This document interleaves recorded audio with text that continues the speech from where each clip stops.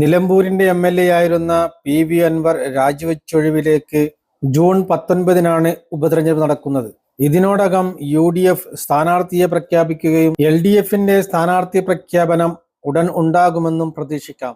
നിലമ്പൂർ നിയമസഭാ മണ്ഡലത്തിൽ നിലമ്പൂർ മുനിസിപ്പാലിറ്റിയും 7 പഞ്ചായത്തുകളും ചേർന്നതാണ് നിലമ്പൂർ നിയമസഭാ മണ്ഡലം. 2020 തദ്ദേശ തെരഞ്ഞെടുപ്പിൽ യു.ഡി.എഫിന്റെ കുത്തകയായിരുന്ന നിലമ്പൂർ മുനിസിപ്പൽ ഭരണം എൽ.ഡി.എഫ് പിടിച്ചെടുക്കുകയായിരുന്നു.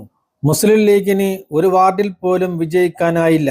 എൻ.ഡി.എ സഖ്യം ഒരിടത്ത് വിജയിക്കുകയും ചെയ്തിരുന്നു. 33 സീറ്റുകളിൽ 22 സീറ്റുകളും നേടിയാണ് എൽ.ഡി.എഫ് ഭരണം പിടിച്ചത്.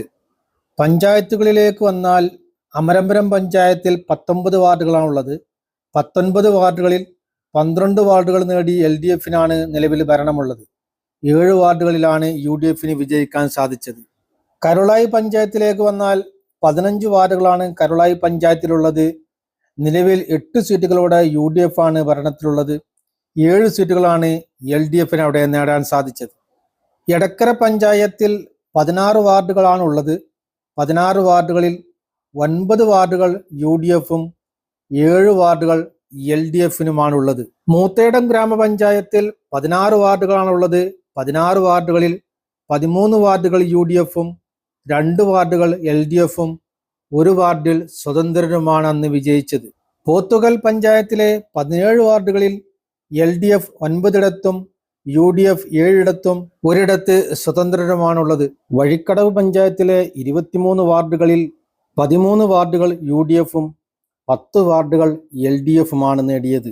2016 തെരഞ്ഞെടുപ്പിൽ പി.വി. അൻവർ ആര്യാടൻ ഷൗക്കത്തിനെ പരാജയപ്പെടുത്തിയത് 11,504 വോട്ടുകൾക്കാണ്.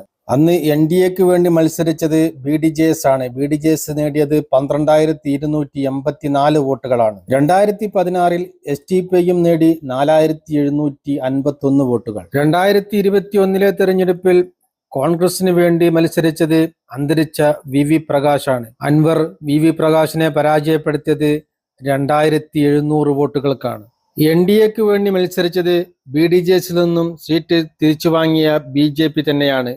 ബി.ജെ.പി 8,595 വോട്ടുകളാണ് നേടിയത്. 2016 എൻ.ഡി.എക്ക് വേണ്ടി ബി.ഡി.ജെ.എസ് 12,300 വോട്ടുകൾ നേടിയപ്പോൾ 2021 എൻ.ഡി.എക്ക് വേണ്ടി ബി.ജെ.പി. നേടിയത് 8,600 വോട്ടുകൾ മാത്രമാണ്.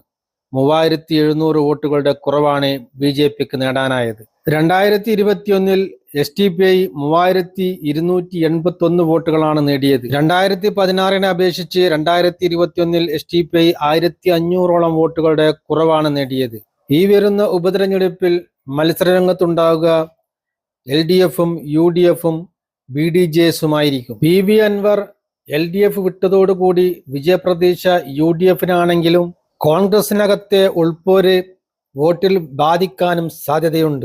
എൽ.ഡി.എഫിനാണെങ്കിൽ നഗരസഭയിലെ വോട്ടുകൾ നിലനിർത്താൻ സാധിച്ചാൽ നേരിയ ഭൂരിപക്ഷത്തിൽ എൽ.ഡി.എഫും വിജയിക്കാൻ സാധ്യതയുണ്ട്.